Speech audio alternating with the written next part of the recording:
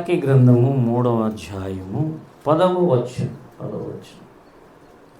నా మందిరములో ఆహారముండునట్లు 10వ భాగమంతయు మీరు నా మందిరము నిధిలోనికి తీసుకుని రండి.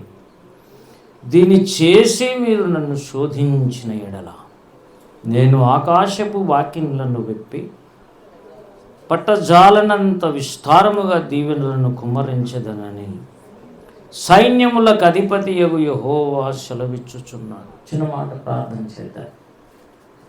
అలాగే ఉన్న పాటను తలలోంచి కళ్ళు మూసుకున్నాను. కృపగల తండ్రి, ప్రేమగలనైన పరిశుద్ధులైన దేవా, నమ్మదగిన వాడ, ఆశ్చర్యకరుడా, ఈ సమయంలో మీరే మీ చల్లని మాట మాకు దయచేయండి. పరిశుద్ధమైన మాట, జీవపు మాటలు మాకు దయచేయమని ప్రార్థిస్తున్నాను నాయన. కడగబడిన హృదయాల్లో, జీవితాల్లో శ్రేష్టమైన మంచి విత్తనం మంచి నేలలో వేసి బహుగా ఫలింప చేయమని అపవాది క్రియలేసునామంలో బంధించి వేస్తూ యేసునామం బట్టి అడుగుతున్నాం తండ్రి, ఆమేన్, ఆమేన్. విన్నారా? మలాకి గ్రంథంలో 4 అధ్యాయాలే ఉన్నాయి, కానీ అంశాలు మాత్రం విస్తారం. ఇప్పుడు 10వ వచనంలో దశమ భాగాలలో ఉన్నటువంటి ఆశీర్వాదాలు చెప్తున్నాను నేను. దశమ భాగము ఇచ్చిన వారి జీవితంలో దేవుడు చేసే వాగ్దానాలు ఏంటి, అక్కడ ఉండగా మనం చూసుకున్నాం. ఎవరైనా ఆర్థిక ఇబ్బందులు ఉంటే కనుక దయచేసి శ్రద్ధగా వినండి. మనం అప్పులు తిప్పలు వేసిన వాళ్ళు బంధిస్తుంటే కొన్నిసార్లు పోవు. ఎందుకు పోవు అంటే చేయాల్సిన సూత్రాలు, నియమాలు కొన్ని ఉన్నాయి. పోరాడువాడు నియమం ప్రకారం పోరాడకుంటే బహుమానం దొరకదు. బహుమానం దొరకాలంటే, ఫలితం దొరకాలంటే, ఫలాలు రావాలంటే కొన్ని నియమాలు ఉన్నాయి. దేవుని దగ్గర నియమాలు ఉంటాయి, సైతాన్ దగ్గర నియమాలు ఉండవు. వాడు నియమాలు పెట్టినా కూడా అబద్ధమే. వానికి ఏ నియమ నిబంధనలు లేవు, హద్దు ఆచారం లేనివాడు అన్నమాట. దేవుడైతే మాత్రం పరిశుద్ధంగా ఉండమంటాడు. కానీ సైతాన్ ఏమంటాడు? పరిశుద్ధంగా ఉండండి అంటాడా? ఎంత పాపం చేస్తే మీకు అంత మేలు అంటాడు. చాలామంది నమ్ముతున్నారు ఆ మాటలు. సటానిక్ చర్చెస్ అని ఉన్నాయి, వాళ్ళకు కూడా దశమ అంటే 10 ఆజ్ఞలు ఉన్నాయి. అన్ని దశాజ్ఞలకు రివర్స్లో ఉంటాయి. మనకు దశాజ్ఞలు ఏమున్నాయో అవన్నీ రివర్స్లో వాళ్ళకు ఉంటాయి. వాళ్ళు డైరెక్ట్గా లూసిఫర్ని కొలుస్తారు దేవుడు అని. భూమి మీదనే ఉన్నాయి, చాలా ఉన్నాయి. మనకు చాలా రాష్ట్రాలలో కూడా ఆ సాటానిక్ చర్చెస్ ఇప్పుడు ఉన్నాయి, డెవలప్ అవుతున్నాయి. ఆరాధన అయిపోయిన తర్వాత విచ్చలవిడిగా పాపాలు చేస్తారు. కాబట్టి దాంట్లో రహస్యమైన మెంబర్షిప్ ఉంటుంది. ప్రియులారా, మలాకి గ్రంథం 3వ అధ్యాయంలో దేవుని నియమాలు ఏంటి, ఆర్థిక పరంగా లేదా దేవునికి ఏదైనా ఇస్తే, దేవుడు చెప్పిన ఆజ్ఞకు లోబడితే దేవుడు చేసే మేళ్ళు ఏంటి అనే విషయాలు. నిజంగా ఆర్థిక ఇబ్బందుల్లో ఉంటే నువ్వు శ్రద్ధగా విను, లేకుంటే రాసుకో. అప్పులలో ఎవడు ఉండడానికి దేవుడు పెద్దగా ఇష్టపడడు. అప్పులు తీర్చే దేవుడు యేసయ్య అంటే ఎవరండి? రుణము తీర్చే దేవుడు. రుణం అంటే అప్పు.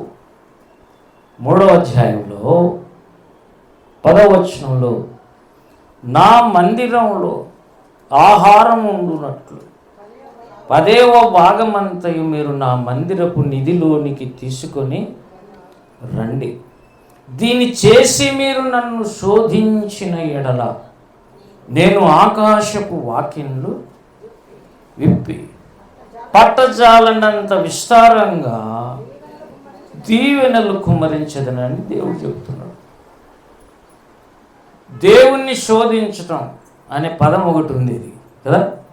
మీరు నన్ను శోధించిన ఎడల, శోధించటం అంటే అర్థం, శోధన అంటే దేవుని శోధించటం తప్పు, పరిశోధించటం అని అర్థం. ఎక్కడైనా కానీ ఎవడు కూడా దేవుడు నన్ను శోధిస్తున్నాడని మనం అనకూడదు, అని యాకోబు పత్రికలో అన్నాడు. మనం కూడా ఆయన్ను శోధించకూడదు.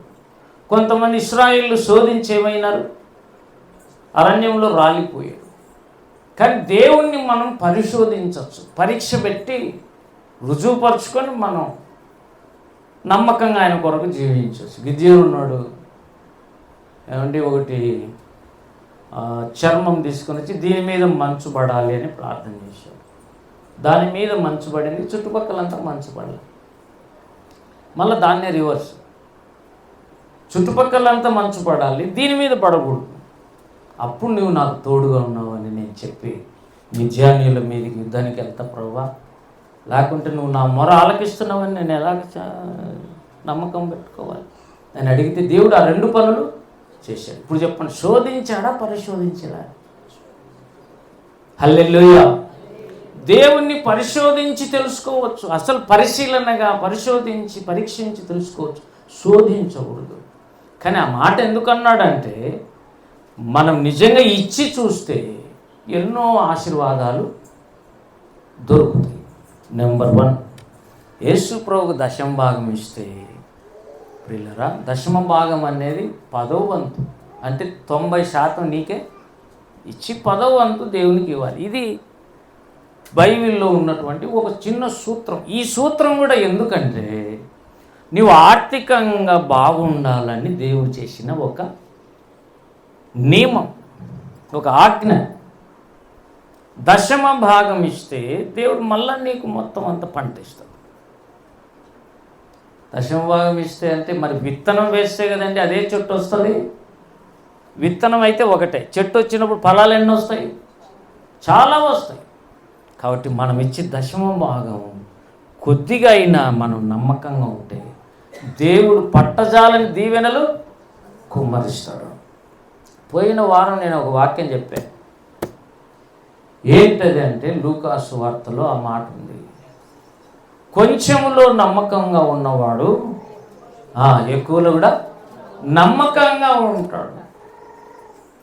కొంచెంలో నమ్మకంగా ఉన్నవాడు ఎక్కువలో నమ్మకంగా ఉంటాడంటే అర్థం తెలుసా? 10% ఇవ్వలేనోడు 90% ఏమి ఇస్తాడని అర్థం.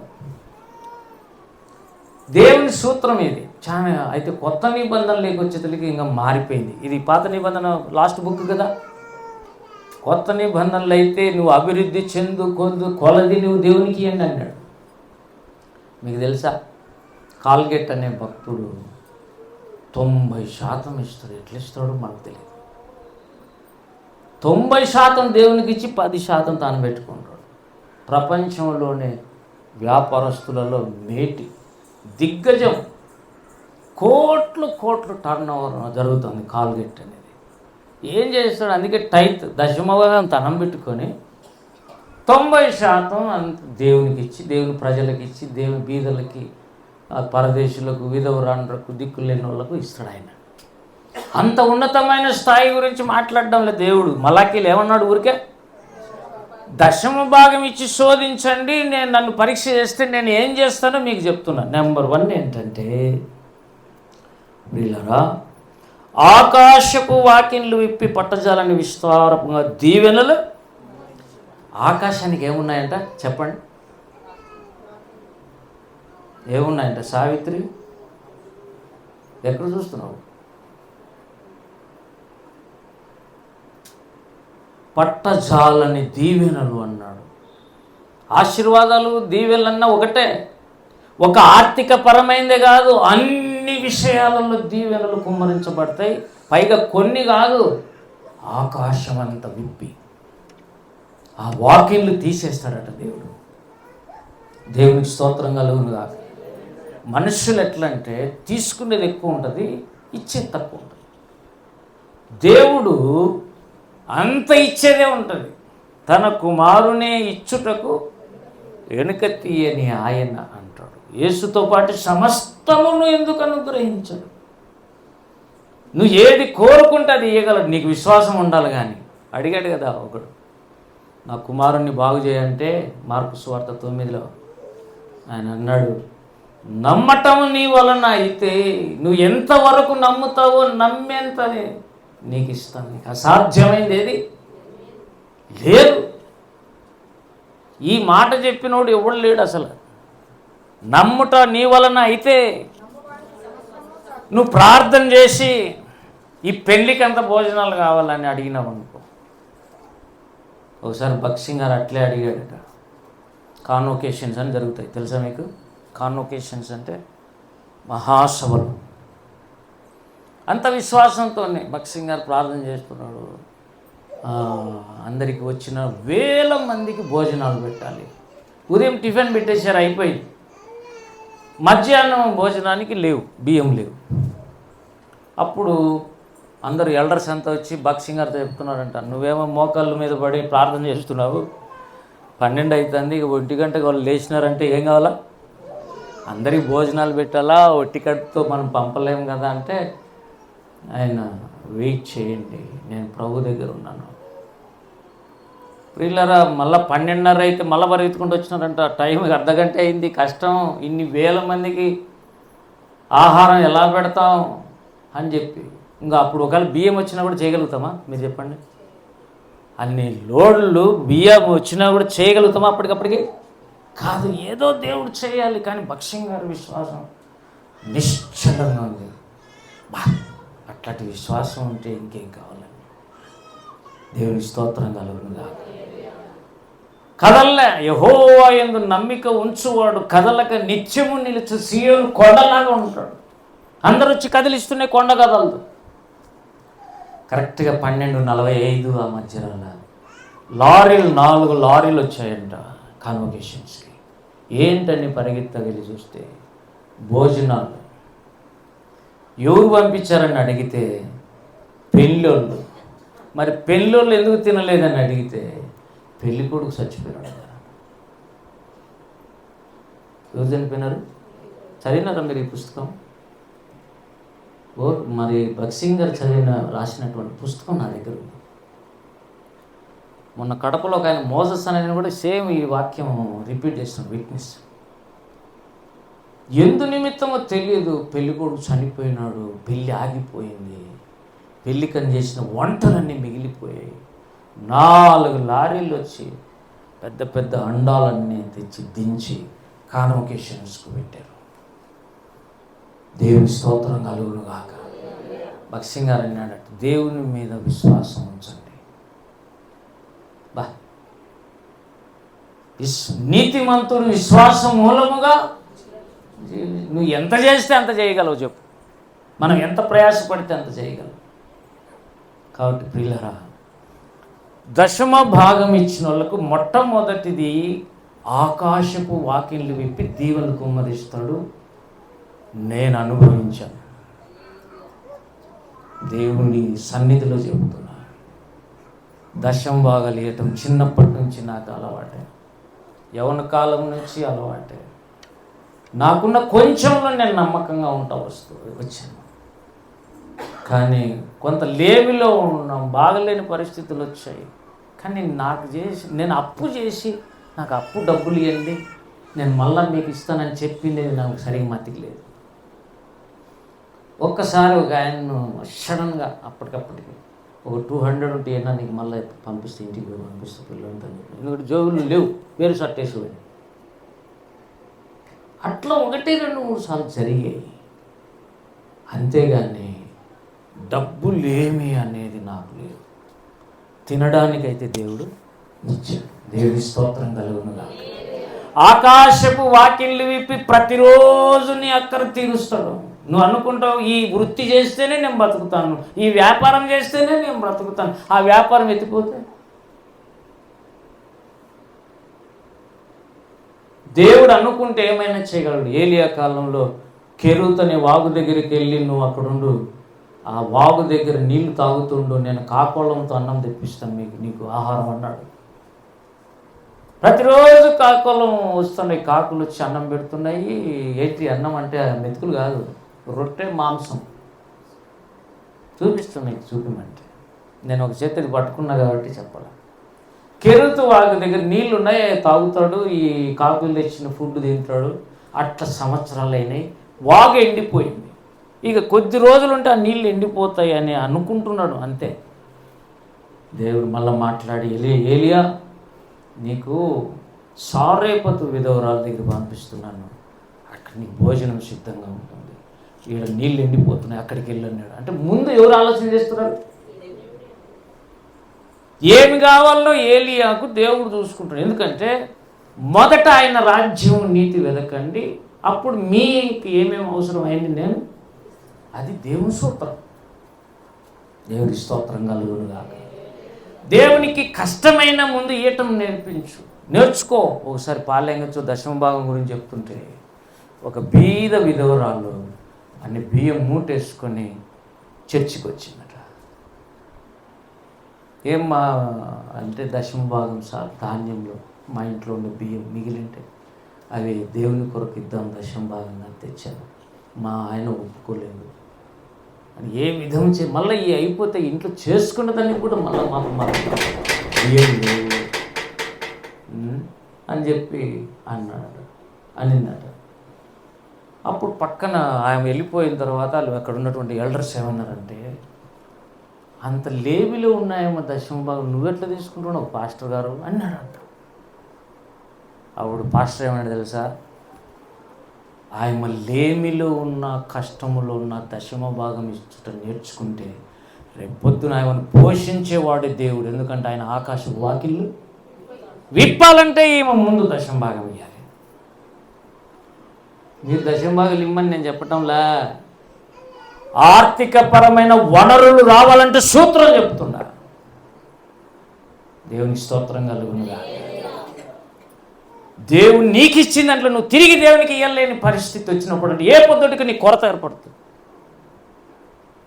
అందుకే 23 కీర్తనలు దావీదు ఏమన్నాడు, యెహోవా నా కాపరి, నాకు లేని కలగదు.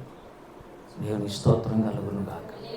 అసలు దశమ భాగం అనేది యాకోబు అబ్రహాం కూడా ఇచ్చినాడా లేదా? ఆదికాండం 14లో అబ్రహాం ఇచ్చాడు. యాకోబు కూడా ప్రభువా నువ్వు నాకు ఇస్తే నేను దాంట్లో దశమ భాగం నీకు ఇస్తాను అని చెప్పి దేవునికి మొక్కున్నాడు. అది ఇశ్రాయేలీలకు అందరికీ అలవాటు దశమ భాగం ఇవ్వటం. చివరికి శాస్త్రులు పరిచయాలు కూడా ఇచ్చినారు. ఇస్తే యేసు ప్రభువు అన్నాడు మత్తయి సువార్త 23వ అధ్యాయంలో అంతా, మీరు దశమ భాగం ఏమో పుదీనాలో పెట్టి దాంట్లో పెట్టి దీంట్లో పెట్టి పవిత్రంగా ఇస్తారు, కానీ అంతకంటే శ్రేష్టమైన కనికరమును వీటిని మీరు విశ్వాసమును వదిలేస్తున్నారు అన్నాడు. అంటే ఒక పక్క దశమ భాగం ఇచ్చడమే కాదు, ఇచ్చేది దేవునికి ఇస్తున్నానని నమ్మాలి. అప్పుడే నీకు దేవుడు కనికరించి 90% మళ్ళీ ఇస్తాడు. 90% అని కాదు, ఆకాశం విప్పి. హల్లెలూయా. నేను చూశానండి ఈ టేస్ట్. కొన్నిసార్లు ఎప్పుడన్నా మనస్సు చూకుమంటది, ఎందుకంటే ఎక్కువ వేలలు ఇవ్వాల్సి వస్తుంది. ఏదన్నా వచ్చింది అనుకోండి, అది ఇది ఇది అయినా కూడా జాగ్రత్తగా ఇంకా ఎక్కువ ఇస్తాయి. ఏదైనా పొరపాటు జరుగుతుందేమో నేను ఇచ్చే దాంట్లో అని చెప్పేసి. నెంబర్ 1 ఏమొస్తుంది అన్నాడు, ఆకాశ వాకిళ్ళు విప్పబడాలంటే నీ చేతిలో ఉంది. నువ్వేమి ఇవ్వాలి? నీకున్న దాంట్లో నువ్వు దశమ భాగం ఇవ్వాలి. చాలా కఠినం కదండి ఇది. ఈ పాస్టర్లు అందరూ దశమ భాగాలు ఇమ్మని ప్రేరేపిస్తే వద్దులే, ఇవ్వద్దు. ఇస్తే నీకే ఆకాశం విప్పి పట్టజాలని దీవెనలు, ఇవ్వకపోతే కూడా నష్టం నీకే. అప్పులు విప్పులు వస్తాయి, అప్పుడు నీకే తిప్పలు.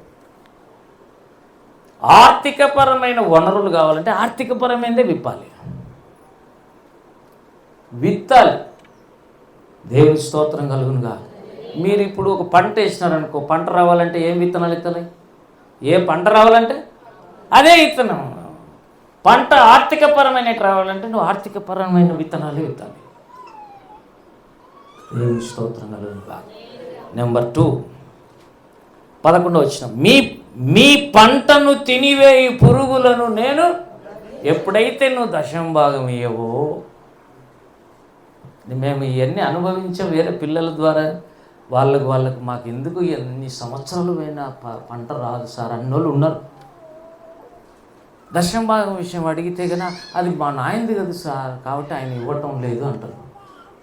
అందుకే మీ నాయనదైనా ఎవరిదైనా రాదు. ఇక్కడ ఏమన్నాడు, ఒకవేళ నీవు దశమ భాగం ఇవ్వకపోతే నీ పంట మీదకి రైడింగ్ జరుగుతుంది. ఏం రైడింగ్? మధ్య పెట్టుకోండి, నేను చెప్పేటి నా మాటలు కాదు, ఈ దేవుని మాటలు. మలాకి ప్రవక్త ద్వారా దేవుడు రాయించిన మాటలు. మీ పంటను తినివేయు అంటే పంటను ఏం తినేస్తాయి? పురుగులు. ఏ పంటగా డిఫరెంట్ టైప్ పురుగులు ఉంటాయి. ఇక్కడ పంటలు వేసే వాళ్ళు ఎవరన్నా ఉంటే చేతులు ఎత్తండి. Very good.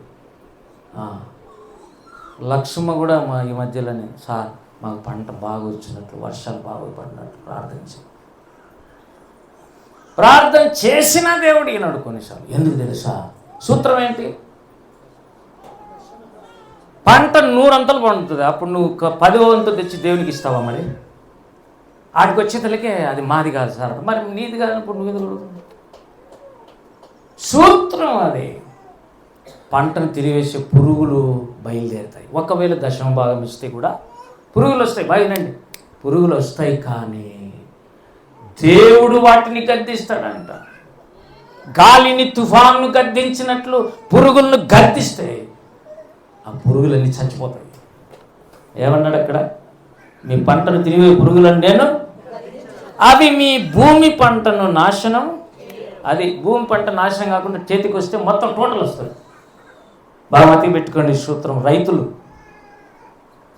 మొన్న మన పిల్లోడు ఈ మాట అన్నాడు, మాకు 13 ఎకరాల భూమి ఉంది సార్, ఎప్పుడు వర్షాలు పడవు, ఆ ప్రాంతంలో బోర్లు పడవు, నీళ్లు లేవు, వర్షాలు సరిగా రావు, ఎప్పుడు 13 ఎకరాలు పండి చేతికి వచ్చినది లేదు. వస్తే ఒకే సంవత్సరంలో 7-8 లక్షలు వస్తుంది సార్. అప్పులు అనేవి ఉండకూడదు, మేమంతా బాగా ఉన్నోళ్ళం, కానీ ఒక్కసారి పంటకు రాదు కాదు, అప్పుల మీద అప్పులు, అప్పుల మీద అప్పులు. దశమ భాగం ఇస్తారా? అది అలవాటే లేదు సార్. అందుకే మళ్ళీ ఏమన్నాడంటే, అది మా నాయనది ఆస్తి కాబట్టి ఇవ్వటానికి కుదరదు, నాకు నేను ఇద్దామని కూడా ఆయన ఒప్పుకోడు. మరి ఏం చేస్తాం? మరి ఒప్పుకోనంత వరకు రాదు అది. ఏదైనా మీరు చెప్పండి, భూమిలో ఇత్తనం వేస్తేనా చెట్టు, ఏది వేయకుండానే గాల్లో వేస్తే వస్తుందా? కాబట్టి నెంబర్ 1 ఆకాశపు వాకిళ్ళు విప్పుతారు ఎప్పుడు? కొద్దిలో నువ్వు నమ్మకంగా ఉంటే. రెండవది, భూమి పంటను తిరిగే పురుగులను గద్దించెనను. మళ్ళీ 11లోనే, అకాల ఫలములను రాల్పకయుండునని సైన్యములకు అధిపతి యెహోవా. అకాల ఫలములు అంటే ఏంటి? బాగా పంట దగ్గరికి చేతికి వస్తుంది, సడన్గా ఒక భయంకరమైన వర్షం పడుతుంది, అంత పంట అంతా రాలిపోతుంది. ఆ చేను, ఆ పంట, ఆ పొలములు అన్నీ మునిగిపోతాయి, కూలిపోతాయి. ఇక రేపు కోస్తాం అనుకున్నట్లుగా ఈరోజు అకాల ఫలము రాలిపోతుంది. ఆ కాలం అంటే కాలంలో వచ్చేది కాదు, ఇది కరెక్ట్ టైంలో అయితే అంత లోపల మనం కోసుకోవచ్చు, కానీ ముందే వచ్చేది, తర్వాత వచ్చేది. రైతులకు చాలామంది అట్లా. అండ్ ఉల్లిగడ్డలు వేసినారు అనుకోండి, ఆ ఉల్లిగడ్డలకు కోసినప్పుడు ఏముండాలి? ఎక్కువగా ఎండ ఉండాలి.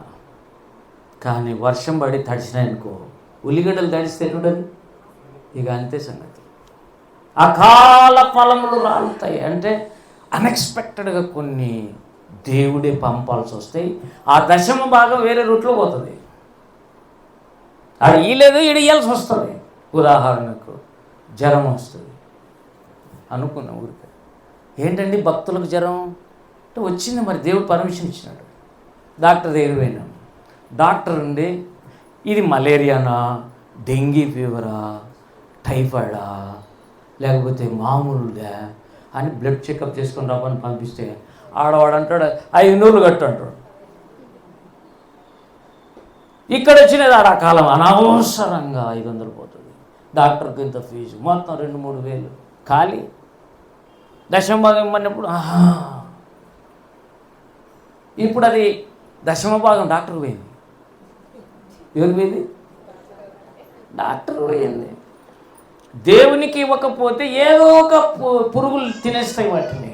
అకాలపు పురుగులు, అకాల ఫలములు రాల్పకయుండును. దేవుడు ఏం చేస్తాడు తెలుసా? అన్ఎక్స్పెక్టెడ్గా అకాలం అంటే చెప్తాను నేను ఇంగ్లీష్లో, యాక్సిడెంటల్గా నీ మీదికి ఏవి రావు.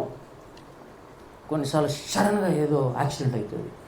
కాలు మొన్న ఒకని పుల్లయ్య డాక్టర్ దగ్గర లేడు, అప్పుడు ఆయన పుల్లయ్య డాక్టర్ ఉండే, ఇప్పుడు లేడు, ఆయన చనిపోయాడు.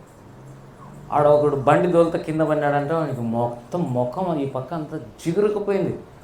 అది ఏమంటాం, కాయ ఉంటాయి కదా, క్యారెట్ బీట్రూట్ ఇట్టటి జిగిరితే ఎట్లా పోతుంది, ముఖం అంతా ఇట్లా గీక్కొని పోయింది, గోర్లు లేచిండాయి. యాక్సిడెంట్ అవుతుందని మనం అనుకుంటామా? కానీ అది జరుగుతుంది, దాంతో అన్నీ నష్టమైపోతుంది. ఇవన్నీ జరగకుండా ఉండాలంటే దశమ భాగం ఇవ్వటమే ఉత్తమం. దేవుడు దీవిస్తాడు. ఇంకా నీకు కావాల్సిన దానికంటే ఎక్కువగా ఇస్తాడు. ఎన్నోది పట్టజాల దీవెనలు 1, మీ పంటను తినిపోయి పురుగులను గద్దించేది 2, 11లోని అకాల ఫలాలు వచ్చి యాక్సిడెంటల్గా నీకు ఎటువంటి యాక్సిడెంట్ నీకు ఇంటి మీదకి రావు. ఇంకా 4, 12వ వచనం, అప్పుడు ఆనందకరమైన దేశములో మీరు నివసింతురు గనుక అన్యజనులందరూ మిమ్మల్ని ధన్యులని అందరూ. అంటే అర్థం ఏంటంటే ఇక్కడ ఆనందకరమైన దేశం అంటే కనాను, ఇశ్రాయేలీల కనాను. మనమైతే రక్షణ జీవితం. దశమ భాగం ఇస్తే నీకు తెలియకుండా లోపల ఏముంటుందట చెప్పండి? ఎంతమందికి ఉంది ఈ ఆనందం? ఎందుకు ఆనందం లేదనే దానికి కారణం ఒక పార్ట్ దశమ భాగం ఇవ్వకపోవటం. ఏమి ఇస్తావు లేదు, ఇవ్వకపోయినా కూడా జరుగుతుంది కదా అనుకుంటున్నావు, కానీ ఏదో ఒక దారి అది పోతాం. జాగ్రత్తగా వినండి. దశమ భాగములు ఇస్తే ఆశీర్వాదాలు చెప్తున్నా, ఏమని చెప్పడంలా నేను. నాకేంటి, ఆ పాస్టర్కి ఏంటి, సేవకునికి ఏంటి అనడం లేదు. నేను ఇస్తే నువ్వు దీవించబడతావు అంతే. దేవునికి స్తోత్రం కలుగును గాక. పిల్లరా కనుక ఎన్ని ఆశీర్వాదాలు ఉన్నాయండి? 4 చెప్పండి. ఇప్పుడు నేను నెంబర్ 1, ఆకాశపు వాకిళ్ళు ఇప్పాలంటే వాకిళ్ళు డోర్లు ఉన్నాయంటే దానికి లాక్లు కూడా ఉంటాయి తెలుసా? ఆకాశపు వాకిళ్ళకు అధిపతి ఎవరు? దేవుడు. తలుపులు తీసేవాడు దేవుడు. తీసి ఇవ్వాలి నీకు. నెంబర్ 1. నెంబర్ 2, నీ పంట పురుగులను గద్దిస్తా. నువ్వు చాలామంది పంటలు వేస్తున్నారు కానీ నీ చేతికి రావు. ఎందుకు రావు తెలుసా? దశమ భాగం అనేదే అసలు కత్తే ఉండదు. అసలు పండిన తర్వాత అడ్రస్ ఉండదు. ఏమండి? 3వది, నీ మీదికి సడన్గా ఏది రాదు. కొన్నిసార్లు అది చెడిపోయింది, ఇది చెడిపోయింది, ఇది చెడిపోయింది, అది చెడిపోయింది అని మనం వస్తువులు తీసిపోయి తయారు చేసుకొని వచ్చింటాం. మీరు క్యాల్కులేట్ చేసి చూడండి, అది దశమ భాగాలకు సరిపోయింటుంది. ఎక్కువగా ఇంట్లో వస్తువులు పాడైపోతున్నాయి, డబ్బులు ఖర్చు అయిపోతున్నాయి, దానికి దీనికి పోతున్నాయి అంటే నువ్వు నమ్మకస్తుడో నమ్మకస్తురాలు కాదని అనుకొని మనం ఏం చేయాలి? మళ్ళా కొంచెంలోనే నమ్మకంగా ఉండటం నేర్చుకోవాలి. హల్లెలూయా. 4వది, ఆనందకరమైన దేశం అంటే నువ్వు ఆ దేశంలో ఉండడం పక్కన పెట్టు, ముందు నీకు ఆనందం కావాలి. నీ ముఖంలో ఏముండాలి? Be happy. ఆ ఆనందం నీలో రావాలంటే దేవుని మనస్సును ముట్టాలి, తాకాలి. దశమ భాగాలు ఇస్తే వస్తుంది. ఎందుకంటే ఇమ్మని చెప్పిన ఆయన చెప్పాడు కాబట్టి నువ్వు ఇస్తుంటే ఆయన ఆజ్ఞను నెరవేర్చినట్లు అవుతుంది. కనుక ఆజ్ఞకు లోబడే వాళ్ళని ఖచ్చితంగా ఆయన దీవించాలి. ఇన్ని ఉన్నాయండి. ఆనందం అనేది మనస్సుకు సంబంధించింది కదండి. మనస్సుకు సంబంధించింది, ఆత్మకు సంబంధించింది కూడా వస్తుంది నువ్వు దేవుని మాటలకు చిన్న దాంట్లకు లోబడితే. ఒక మాట, మీరు ఈ మాటలు నమ్మినా నమ్మకపోయినా జరిగేది ఇదే. ఒకవేళ నీకు నమ్మకం కుదరాలంటే వరుసగా 3 నెలలు దేవునికి ఇచ్చి చూడు, ఇంట్లో పరిస్థితులను గమనించి చూడు, ఇవి నెరవేరుతున్నాయి లేదా పరిశీలన చేసుకో. అప్పుడు నీకు అర్థమవుతుంది, విశ్వాసం నీలో కలుగుతుంది. దేవుని స్తోత్రం. హల్లెలూయా. ప్రియులారా, ఆర్థికంగా నువ్వు బాగలేవంటే, నీవు నష్టపోయినావంటే ఆర్థికపరమైన విషయాలు నువ్వు నమ్మకస్తుడు కాదు. ఒకవేళ నమ్మకంగా ఉంటే మాత్రం అద్భుతమైన దీవెనలు, ఆశీర్వాదములు మా మీద అని ఒక పాట ఉంటుంది. దేవుడు ఆశీర్వదించాలని అందరికీ ఇష్టమే, కానీ నీ చేతిలోనే ఉంది అని దేవుడు చెప్తున్నాడు ఈ దినం. కాబట్టి దశమ భాగం చాపితే 90% ఆయన చాపాల్సి వస్తుంది. కాబట్టి ఎవరి చేతిలో ఉంది? నీ జీవితంలో అప్పులు లేకుండా ఉండాలంటే నువ్వేం ప్లాన్ వేయాలి తెలుసా?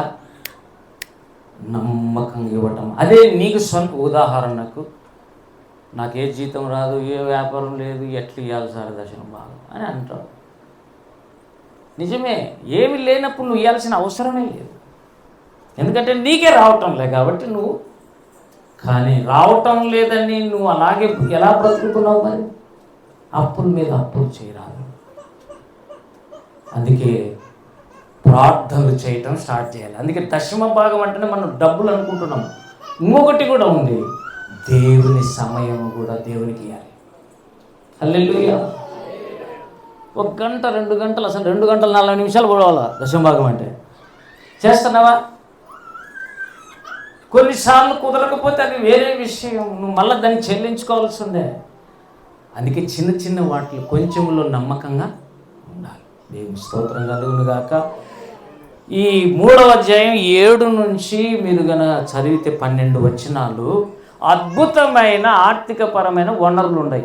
నేను చెప్తున్నాను, నేను విని చెప్తున్నాను, రంజిత్ అని చెప్తున్నాను. మొన్న ఓఫిర్ మినిస్ట్రీస్లో ఉన్నటువంటి ప్రతి సేవకుడు దేవుడి ఇల్లు ఇవ్వాలి, దేవుడు ఇవ్వాలి, వెహికల్ ఇవ్వాలి. ఎందుకంటే దేవునికి అన్నీ ఇస్తున్నాం కాబట్టి ఆయన కూడా మనకు ఇవ్వాలి. ఓఫిర్ అని ఎట్లటోడు తెలుసా? ఆయనకు ఈసేయుల్లో పనిచేసేటప్పుడు వచ్చే జీతంలో మొత్తం 100% దేవుని దగ్గర పెట్టి, ప్రభువా నాకు దశమ భాగం చాలు, 90% నువ్వే తీసుకో అని ఇచ్చిన దైవజనుడు ఆయన. హల్లెలూయా. కాబట్టి ఇప్పుడు అన్నకు ఎంత వస్తుందో తెలియదు. ఈ మధ్యకాలంలో ఓఫీర్ అన్నకు 4 లక్షలు పంపించాను. ఎందుకంటే పుస్తకం ఇంగ్లీష్లో రాస్తున్నాడు, అది ప్రింట్ కావాలంటే డబ్బులు కావాలి, లక్షలు పడతాయి. ఎందుకంటే ఇక్కడ రిలీజ్ చేయడం లేదని అమెరికాలో రిలీజ్ చేస్తున్నాడు, యుగాంతం ఇంగ్లీష్లో రిలీజ్ చేస్తున్నాడు. నేను ఇచ్చింది కాదు అది, అందరు ఇచ్చినది తీసి అన్నకి ఇస్తుంది. అది తీసుకుంటాడా? చిన్న మాట గాడ్ బ్లెస్ యు తమ్ముడు అంటాడు, అంతే. ప్రార్థన కూడా కొన్నిసార్లు చేయడు. అయినా అది దైవజనం పోయి చాలు, నా మనస్సాక్షి క్లియర్గా ఉండాలి. దేవునికి స్తోత్రం కలుగును గాక. కాబట్టి దేవుడిని అడిగినప్పుడు డబ్బుల విషయంలో నమ్మకంగా ఉంటుంది. చిన్నది లీస్ట్ థింగ్. ఇక అన్ని విషయాల్లో నువ్వు నమ్మకస్తునిగా తేలితే నమ్మకమైన వారికి దీవెనలు చెప్పండి మెండుగా వస్తాయి. వద్దా అవి? మేము నమ్మకంగా ఉంటాయి కదా సార్, మెండుగా వచ్చేది ఉంటాం, మెండుగా వస్తాయనే విషయం నువ్వు నమ్మితే దేవునికి నమ్మకంగా, కొద్ది విషయంలో నమ్మకంగా ఉంటే ఎక్కువ శాతంలో కూడా మనం నమ్మకంగా ఉంటాం. దేవునికి స్తోత్రం కలుగును గాక. దశమ భాగాలు ఇచ్చి శోధించటం అంటే ఇది. ఈ సూత్రం చేస్తే నువ్వు విత్తనం వేసేది నీ పని, చెట్టునిచ్చేది దేవుని పని. మీరు చెప్పండి, ఈ చెట్లు ఎన్ని విత్తనాలు ఉంటాయి? చెట్లు ఎన్ని విత్తనాలు ఉంటాయి? అబ్బో చెప్పలేనన్ని విత్తనాలు. ఒక లారీ లోడ్కి వస్తాయి ఒకసారి మామిడి పండ్లు. ఒక్క మామిడి పండు వేస్తే, చెట్టు వేస్తే, నువ్వు వేసేది ఒకటే, దేవుడిచ్చినేమో ఒక చెట్టు. భక్సింగ్ గారు రక్షణ పొందినప్పుడు ఒకడే. ఇప్పుడు ఒక 5,000 సంఘాలు, ఒక్కొక్క సంఘంలో 100 మంది. ఎలా పుట్టారండి వీళ్ళంతా? అంటే విత్తనం ఒకటే, కానీ దేవుడు వృక్షం ఇచ్చినది పెద్దది. దేవుని స్తోత్రం. నీకు ఏమి కావాలన్నా ఏసై దగ్గర దొరుకుతాయి. ఒకసారి మన పిల్లడే, ఆ పేరు చెప్పండి, సార్ నాకే బిజినెస్ జరగటం లేదంటే, ఒక రోజంతా దేవుని దగ్గర కూర్చొని ప్రార్థన చేసుకొని తర్వాత ట్రై చేయని చెప్పి ఒక రోజు అంతా ప్రార్థన చేసుకున్నాడు. మరుసటి రోజు వానికి బిజినెస్ జరిగింది. ఒక ప్లాట్ అమ్మాడు, 40 లక్షల ప్లాట్ అమ్మాడు. వాడు సేల్స్ డిపార్ట్మెంట్ పనిచేస్తాడు. అతనికి కమిషన్ 60,000 వచ్చింది. దేవుని స్తోత్రం కలుగునుగా. సార్ ఇట్లా చేసింటే ఇట్లా వచ్చింది అని చెప్పి ఆ డబ్బులు వచ్చినప్పుడు దశమ భాగం పంపించాడు. నేను ఇస్తే కదా నేను దీవించబడతా, నువ్వు ఇస్తే నువ్వు దీవించబడ. ఎవరు నమ్మకస్తులో వాళ్ళని దేవుడు ఉన్నతమైన శిఖరాలకు ఎక్కిస్తాడు. అది వాక్యము ద్వారా. నమ్మకం అనేది బాగినండి, దేవుంది కాదు, నీది. నువ్వు నమ్మకంగా ఉంటే ఆయన దీవిస్తాడు. ఆయన నీకు నమ్మకత్వం ఇయ్యడు. చాలా మంది ఏమంటే నేను నమ్మకంగా ఉన్నట్టు సహాయం చేయను ఆయన అంటే ఏది సహాయం చేసేది? నువ్వు నమ్మకస్తులు కాకపోతే చేయడు. దేవుడు సహాయం చేయడు. నువ్వు నమ్మకంగా ఉండునట్లు సహాయం చేయడు. నువ్వు నమ్మకంగా ఉంటే దేవుని బహుమానాలు వేరే వేరే రూపాల్లో నీ మీదకి వచ్చేస్తాయి. హల్లెలూయా. పౌలు తిమోతి అంటాడు, నా వలన వినిన సంగతులు నమ్మకమైన సామర్థ్యము కలిగిన వారికి నీవు అప్పగించవలెనని నీకు నేను నమ్మకత్వం కలిగిన వాళ్ళకి అప్పగించవు. కోచింగ్ నమ్మకత్వానికి కాదు, ఆల్రెడీ నమ్మకస్తులకి ఇవ్వాలి. పనులు ఇవ్వాలి, బాధ్యతలు ఇవ్వాలి. సంఘంలో ఎవరు కావాలి దేవునికి? చెప్పండి. స్త్రీలు చెప్పండి, నమ్మకస్తులు. పురుషులు చెప్పండి, సేవకులలో కూడా నమ్మకస్తులు కావాలి. అది నేను చెప్పలేదు, 2వ అధ్యాయంలో ఉంది, మలాకీలో. కాబట్టి నమ్మకస్తులకు దేవుడు అన్నీ సమకూరుస్తాడు. చదువులో పరీక్ష రాసి వచ్చినావు, ఆ ఒకటి నీకు ఇస్తాడు. ఒక్కటే సీటు ఉంటే ఆ ఒకటి నీకు ఇస్తాడు. నేను బాగినండి. ఒక పిల్లోడు లైవ్ ఎగ్జాంపుల్ చెప్తున్నాను. మన చర్చికి రాడు, అసలు వాడికి యేసు ప్రభు తెలియదు. చిన్నప్పుడు ఎప్పుడో మేడం వానికి యేసు ప్రభువుని గురించి పరిచయం చేసింది, సండే స్కూల్ మాదిరి. వాడు స్కూల్లో చదువుతున్నాడు, 5వ తరగతి. ఎన్నో తరగతి? 5వ తరగతి. వాడు ఆ పల్లెటూరులోంచి బయటికి వచ్చి 10th క్లాస్ చదివాడు, ఇంటర్మీడియట్ చదివాడు. బీటెక్ చేసేటప్పుడు జాబ్ పూనెన్ భక్తుడు పరిచయం అయినాడు. జాబ్ పూనెన్ అన్ని మెసేజ్లు ఇంగ్లీష్లో ఉంటాయి. ఇంగ్లీష్లో విని విని విని విని విని పల్లెటూరు రోడ్డుకి ఇంగ్లీష్ వచ్చింది. తర్వాత పంచాయతీ రాజు దాంట్లో మంచి జాబ్ వచ్చింది. విరుపాపురంలో ఇంజనీర్ అయ్యాడు. కొద్ది రోజులకే నేను నా మేడం ఇట్లా హాలిడే రోజు ఇంట్లో ఉంటే వచ్చినాడు, పెళ్ళి చేసుకుని వచ్చినాడు. మేడం, సార్ మమ్మల్ని ఒకసారి దీవించండి సార్. అసలు నీకు పెళ్ళి ఎప్పుడైందిరా అంటే, వాడు పెళ్ళి చేసుకున్న సార్ ఎల్ఈఎఫ్ సంబంధించిన పాస్టర్ బిడ్డ ఈ పాప. వాడు వేరే ప్రభుని నమ్మి బాప్తిసం తీసుకొని ఉద్యోగం ఉంది కనుక పాస్టర్ తన బిడ్డని ఇచ్చాడు. ఆ పాపకు రక్షణ ఉంది. గుంటూరు సైడ్ పాప పెళ్ళి చేసుకుని ఇంటికి వచ్చాడు. బాయ్నండి. వాడు నమ్మకంగా దేవుళ్ళు ఒకసారి నాకు ఫోన్ చేసి రహస్యాలన్నీ పంచుకుంటూ వచ్చాడు. నేను ఎవరు చెప్పనట్టండి. చివరికి వాడు సక్సెస్ అయ్యాడు. ప్రార్థనలు చేసి చేసి తర్వాత టెస్టులన్నీ రాశాడు. ఎక్కడన్నా ఇస్రోలో సార్క్, SAARC తెలుసు కదండి మీకు? తెలుసా మీకు? ఆ సార్క్లో జాబ్ వచ్చింది. ఏం జాబ్ తెలుసా? Assistant scientist. చిరువాన్ దొడ్లో చదువుకున్నాడు. పేరుతో పాటు చెప్తున్నా, ఇప్పుడు వాని పేరు చెప్పలే అంతే. చిరువాన్ దొడ్లో చదువుకున్నాడు, ఇప్పుడు సార్క్లో ఉద్యోగం చేస్తున్నాడు. యేసును నమ్మినందుకు, నమ్మకంగా ఉండినందుకు, ఉద్యోగాలు, వివాహము, వెల్ సెటిల్డ్ జాబ్. మొన్న ఇక్కడ ఏదో కిడ్స్ ఏదో స్కూల్ ఏదో ఉందంటే ఇక్కడ కదా, GPR ఏదో ఉంది ఇక్కడ. వీటికి వచ్చి భార్య భర్తలు వాళ్ళ తల్లిదండ్రులు అందరూ వచ్చిన ఇంటికి. అందరూ వచ్చి స్వీట్స్ బాక్స్ ఇచ్చి ప్రార్థన చేయించుకొని, ఏమి స్వీట్స్ తెచ్చినామంటే మళ్ళీ వేరే జాబ్ వచ్చింది సార్, అది అసిస్టెంట్ సైంటిస్ట్ జాబ్. ఎంతో కష్టపడిన వాళ్ళకు కూడా ఇలా తన ప్రియులు నిద్రిస్తుంటాడు. దేవుడు నమ్మకస్తులకు ఇస్తున్నాడు. హల్లెలూయా. ల్యాక్ ఆఫ్ ఫెయిత్ఫుల్నెస్, ఎప్పుడైతే నీ దగ్గర నమ్మకత్వం ఉండదో అది నిన్ను అన్ని అనర్థాలకు దారితీస్తుంది. కాబట్టి ఈ దినం మనం ఏమై ఉండాలి? అనేక విషయాలు మనం తప్పిపోతున్నాం. నమ్మకస్తులమా? మీరు చెప్పండి. బైబిలే చెప్తుంది మనం అనేక విషయంలో నమ్మకస్తులం కాకపోయినను ఆయన నమ్మదగిన వాడు. అవి చూసి చూసి చూసి నువ్వు కూడా నమ్మకంగా ఉండటం ప్రయత్నం చేస్తే దేవుడు నిన్ను కూడా దీవిస్తాడు. ఈ దీవెనలు నీకు కావాలి. ఈ మెటీరియల్ బ్లెస్సింగ్స్, స్పిరిచువల్ బ్లెస్సింగ్స్ అన్ని కలిసి ఉంటాయి దీంట్లో. రండి ప్రార్థన చేయాలి. తల నుంచి కళ్ళు మూసుకున్నాను. ఇటువంటి దీవెనలు కావాలి.